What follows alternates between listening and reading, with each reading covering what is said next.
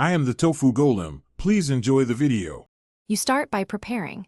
Use an administrator account and keep credentials handy because some resets require elevated permissions. Once ready, plug an Ethernet cable or have another device for reference in case Wi-Fi goes offline. Now open Start, choose Settings, and go to Network and Internet, then Status. This is where the reset tools live. You do this to access both the Network Troubleshooter and the Network Reset option, so you can restore default adapters and clear corrupt configs. Once in Status, scroll to Network Reset and select it.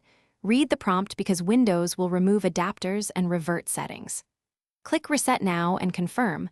Windows schedules a restart, so save work and let it reboot. After restart, Windows reinstalls network adapters automatically. Make sure to reapply any VPN, virtual adapters, or static IP settings you relied on before. You do this because a full reset clears hidden driver conflicts and cached profiles that after the restart, reconnect to your Wi-Fi and enter passwords. Expect networks to appear as new because profiles were removed. If you cannot connect, run settings, troubleshoot internet connections to get guided fixes, and make sure airplane mode is off. If problems persist, open Device Manager, expand network adapters, and update or roll back drivers.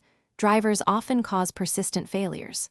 One key tip: if a recent driver update broke connectivity, roll back the driver before repeating the network reset.